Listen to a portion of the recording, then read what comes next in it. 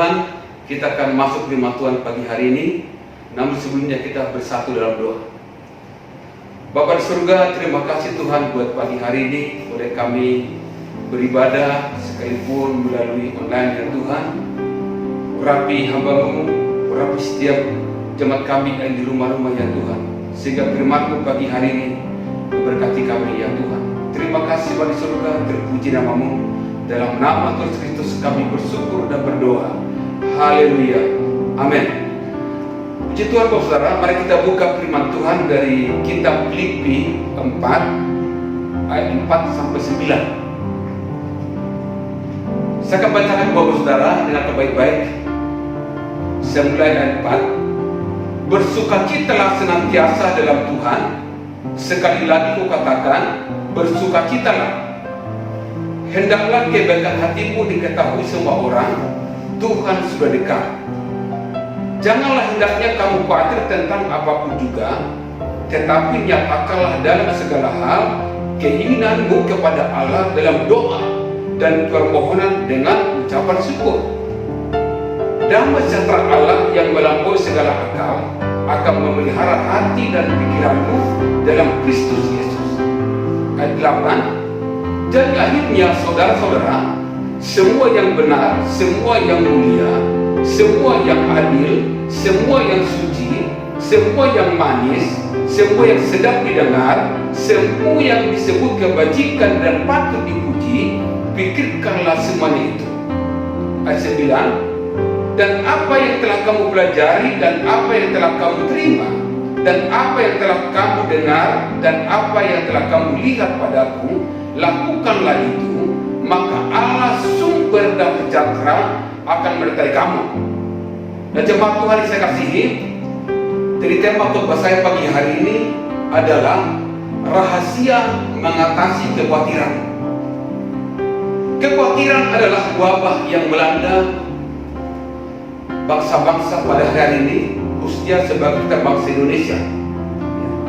Tidak memandang bulu, dia orang kaya, orang miskin, di kota, di desa, orang pintar, dan juga yang kurang pintar.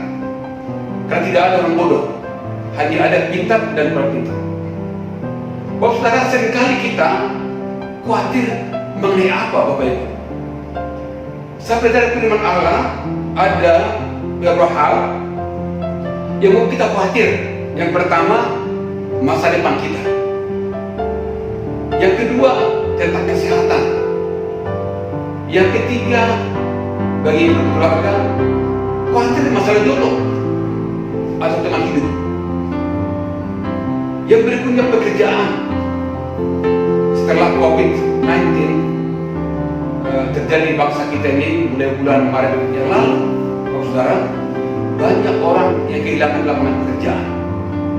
Jadi kita khawatir akan masa depannya. Apalagi waktu saya pelajari, khawatir mengenai keluarga.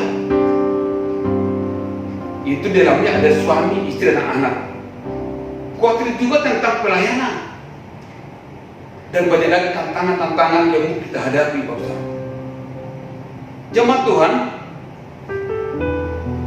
saya kemarin baru mengikuti Zoom meeting dengan ketua umum kita bersama ketua doa, itu bicara visi dan misi. Kebetulan sebelum kita itu ada seorang dokter Tuhan ditanya sama Pak Ketum, kira-kira virus corona ini kapan ini selesai?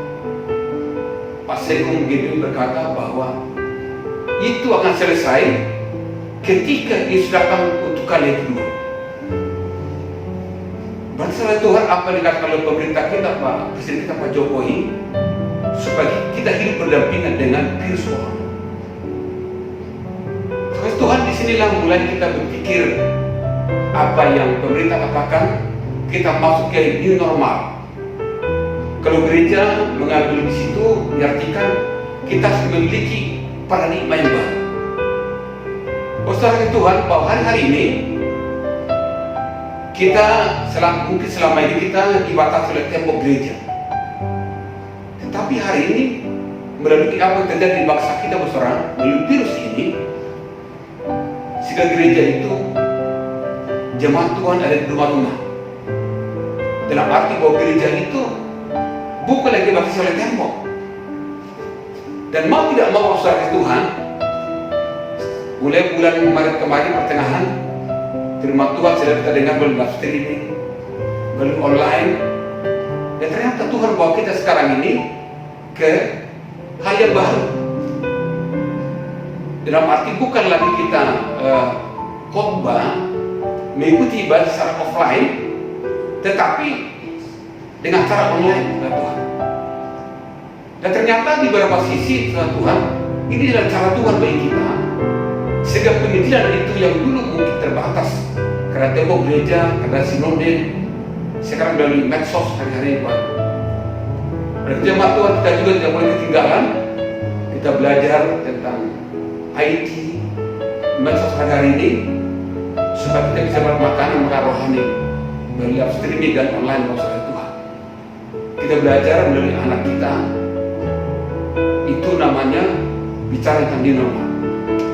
Nah, jemaat Tuhan tempat ini, karena tadi katakan bahwa tema khotbah saya rahasia mengatasi kekhawatiran. Kalau kita khawatir, maka akibatnya kekhawatiran itu menekan hidup kita menjadi berat, Tuhan. Kata khawatir berasal dari bahasa Yunani, yaitu merimnao. Merimnao itu yang berarti pikiran yang terbagi, ditarik ke arah yang berlainan. Itu arti dari merimnao. Nah, harapan kita, bahwa harapan menarik kita ke suatu arah, dan ketakutan menarik kita ke arah yang lain. Akibatnya kita terjepit di tengah-tengah Tuhan. Nah, jemaat Tuhan, kemarin saya baca satu buku, satu traktat. Ada penemuan para ahli di Amerika. Nah, menurut para ahli di Amerika dikatakan bahwa 75% pasien yang terbaring di rumah sakit di Amerika Serikat mengalami namanya psikosomatis, yaitu penyakit tubuh karena jiwa yang tertekan dan gelisah. Nah, perlu jemaat Tuhan disadari bahwa kekhawatiran ini membawa akibat yang tidak baik bagi tubuh jasmani, yang mengakibatkan apa, saudara? Bisa tiba-tiba kita pusing, sakit kepala, sakit pinggang, dan sakit mah, dan banyak yang lain. Kita bisa mengingat cerita dalam kitab bagaimana Paulus waktu di penjara, saudara. Namun Paulus di sini kita melihat dalam konteks itu, justru dalam penjara dia memberikan kekuatan kepada jemaat di Filipi. Dan firman Tuhan berkata bahwa Paulus juga punya alasan yang kuat untuk khawatir dan hidupnya. Tetapi dari penjara sekalipun Paulus, dia menguatkan jemaat di Filipi untuk jangan khawatir tentang apapun juga. Bahwa saudara Tuhan, dalam 3 bulan terakhir ini yang terjadi di bangsa kita, saudara Tuhan, tidak sedikit orang yang khawatir. Secara manusia, khawatir itu hal yang biasa. Namun firman Allah berkata, jangan hidup dalam kekhawatiran. Dan ada firman Allah membuat kepada kita hari ini, dan keluar dari setiap kekhawatiran kita dan masalah kita. Dan Paulus menasihati jemaat di Filipi menyatakan bahwa segala keinginan mereka, dikatakan di situ, dalam doa dan permohonan dengan ucapan syukur. Jadi Paulus mengatakan kepada jemaat di Filipi bahwa mereka banyak mengucap syukur hari-hari. Dan Paulus menulis surat ini kepada waktu itu, Tuhan berkata bahwa posisi Paulus sedang di penjara di kota Roma, dan dia berada dalam suatu keadaan yang tidak baik. Namun justru dikatakan di sini, dalam keadaan itulah dia menemukan rahasia. Apa itu istilah mengatasi kekhawatiran? Artinya dia tidak didikte oleh perkara di sekelilingnya, tapi dikatakan dalam firman Allah, dia berfokus kepada Tuhan, yaitu kepada Allah, yang Allah adalah sumber segala berkat, Allah sumber kekuatan, Allah sumber damai sejahtera yang melampaui segala akal, yang akan memelihara hati dan pikiran kita. Maka pagi hari ini, saudara, tentang rahasia kepikiran ini ada 3 hal yang perlu kita belajar. Bila firman kita baca tadi, saudara, yang harus kita lakukan agar dapat memiliki damai sejahtera yang Allah beri kepada kita, dan damai sejahtera itulah yang dapat mengatasi rasa kebatinan. Filipi 4 ayat 6 dikatakan tadi, saudara, janganlah hendaknya kamu khawatir tentang apapun juga, tetapi nyatakanlah dalam segala hal keinginanmu kepada Allah dalam doa dan permohonan dengan ucapan syukur. Berarti, saudara, jangan lupa untuk mengatasi kekhawatiran, yang pertama, doa yang benar.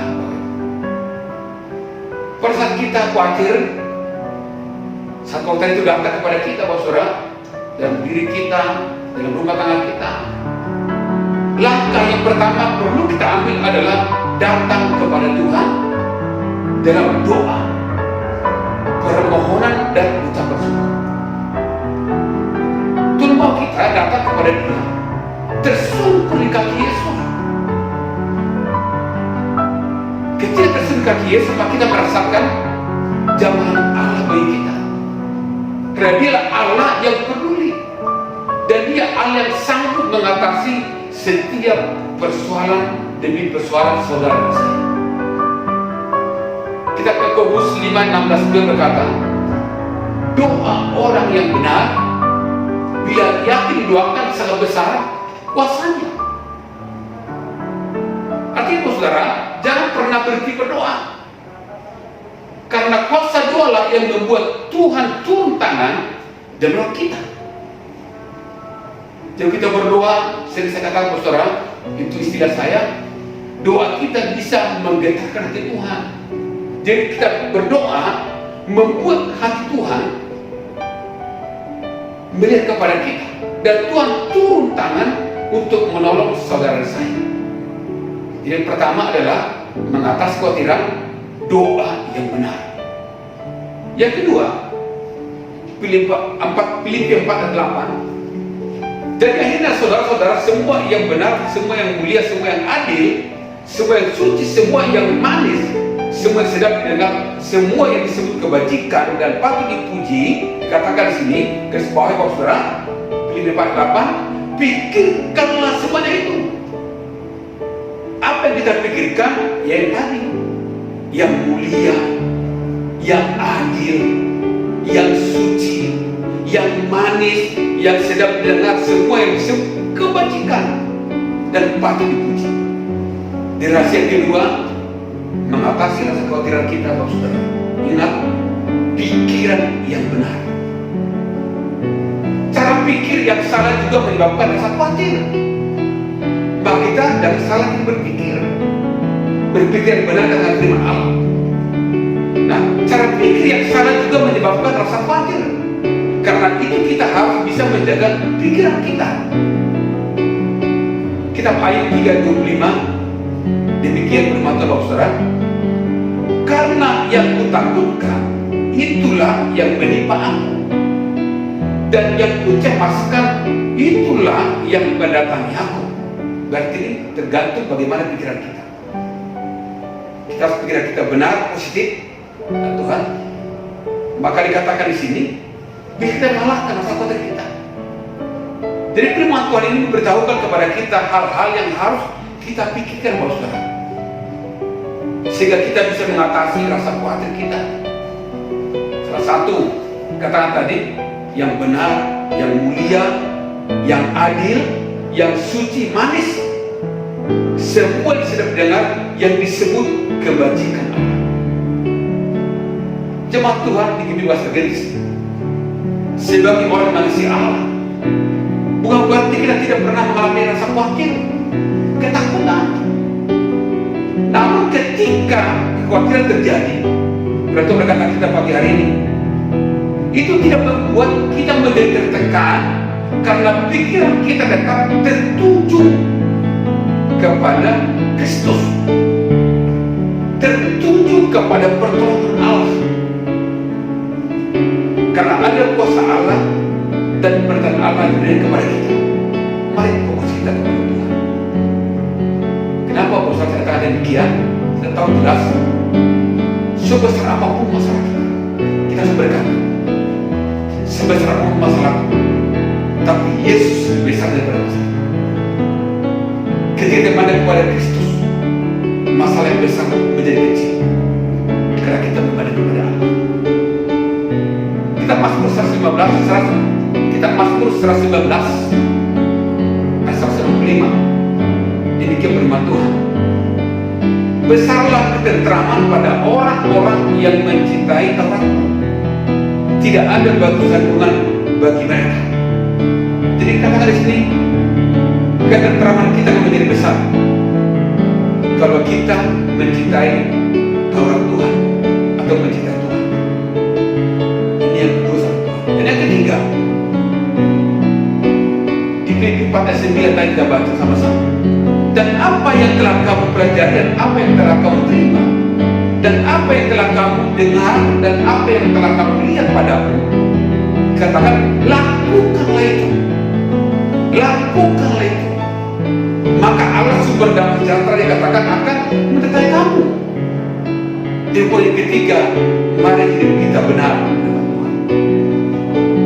Tinggalkan dosa, tinggalkan sungguh-sungguh. Banyak kita katakan ucap syukur hari-hari. Saudara, kemarin ada satu dosen yang kepada saya tulisan tentang ucap syukur. Kita tahu dari firman Tuhan Selem 1 Tesalonika 5 ayat 18, mengucap syukurlah dalam segala hal. Saudara, dikatakan di situ, di saat kita diberikan mengucap syukur itu gampang. Tetapi dikatakan lagi, bagaimana kita bersyukur ketika kita punya masalah, tertekan? Mungkin dua hal ini bisa. Waktu kita diberikan bersyukur, naik level lagi, saat tertekan pun juga kita bersyukur. Tetapi ada pengertian saya dapat di situ, Bapak Saudara, bahwa dikatakan mengucap syukur itu mengikuti apa yang Tuhan mau. Apa yang Tuhan mau. Jadi boleh dikatakan bahwa yang Tuhan mau itu bukan kita hanya senang atau tadi punya masalah, tapi mengikuti yang Tuhan mau. Ini dikatakan tentang bersyukur di sini, Bapak Saudara. Itu sebabnya Paulus mengingatkan kepada kita tadi dalam ayat kita baca, apa yang telah kamu pelajari, yang kamu terima, yang kamu dengar, yang kamu lihat pada kata Tuhan, lakukanlah itu. Nah, inilah kunci, kata kunci bagi kita pagi hari ini. Bagaimana kita lepas dari rasa kematian. Bapak Saudara, ketika kita melakukan apa yang firman Tuhan kehendaki, maka Allah dikatakan di sini sumber damai sejahtera akan menyertai kamu. Dan ada penyertaan Allah atas hidup kita. Itulah jaminan bagi orang yang hidup benar dalam Dia. Artinya yang selalu membaca, merenungkan firman Tuhan, melakukan firman Tuhan, saya katakan dalam istilah saya, mengkoneksikan hidup kita dengan Tuhan. Ada satu firman Tuhan dalam Yakobus 1:22 berkata, tetapi hendaklah kamu menjadi pelaku firman dan bukan hanya pendengar saja. Sebab jika tidak demikian, kamu menipu dirimu sendiri. Artinya bukan tidak pendengar, bukan tidak tahu, tapi menghidupi firman Allah itu, mengaplikasikan firman Allah itu dalam kehidupan kita, menghidupi firman itu sebagai Tuhan. Jadi orang yang hidup benar, katakan di sini, adalah sesuai firman Tuhan. Itu orang yang benar. Nah, kalau hidup kita benar sesuai dengan firman Allah, pasti kita mengalami namanya damai sejahtera Allah. itu berkata, saudara, di mana ada kebenaran, di situ akan tumbuh dan menjaga. Jadi kalau kita tahu kebenaran, tahu firman Tuhan, kita bersikap firman Tuhan dalam kehidupan kita, hidup firman Tuhan itu, maka dikatakan di sini suara Tuhan, di mana kita ada, ya, kebenaran itu dikatakan akan tumbuh, ya. Dan akibat kebenaran ialah dikatakan kita mengalami namanya ketenangan, mengalami namanya ketenteraman untuk selama-lamanya. Kitab Yesaya 32 ayat 17. Bapak Ibu, hari ini apapun kesulitan saudara dan saya, kesulitan keluarga, ekonomi kah, yang sering membuat kita khawatir, tapi dalam firman Tuhan pada sore hari, pada pagi hari ini, milikilah pikiran yang benar dan hiduplah sesuai dengan kebenaran firman Tuhan. Maka kita dikatakan akan bisa mengatasi segala kekhawatiran, karena dalam catatan Allah akan memelihara hidup kita senantiasa. Jadi ingat Bapak Saudara, ada 3 yang kita pelajari. Rahasia mengatasi kekhawatiran adalah yang pertama, doa yang benar. Yang kedua, pikiran yang benar. Yang ketiga, hidup benar. Tuhan Yesus memberkati. Bapak Ibu, mari kita berdoa. Bapa di surga, terima kasih buat firman-Mu. Pada pagi hari ini kami belajar tentang rahasia mengatasi kekhawatiran ya Tuhan. Berilah hamba-Mu dan jemaat-Mu mendengarkan di rumah-rumah dimanapun berada, melakukan 3 hal ini Bapa. Kami mau hidup kami benar ya Tuhan. Kami lakukan firman-Mu menghidupinya Tuhan, sehingga kebajikan kemurahan-Mu melintas setiap langkah kami. Berkati jemaat-Mu Tuhan, jemaat kami di Gedung Belas Regensi. Kalau ada yang sakit Tuhan menyembuhkan mereka, yang lemah kuatkan ya Tuhan, yang miskin diberkati, yang terikat dilepaskan oleh Tuhan. Kami percaya sukacita Allah berlimpah atas kami. Berkati setiap usaha kami, pekerjaan kami, apapun yang kami kerjakan ya Tuhan, bertangan Tuhan menolong kami, diberkati berkelimpahan ya Tuhan. Terima kasih buat firman-Mu pagi hari ini.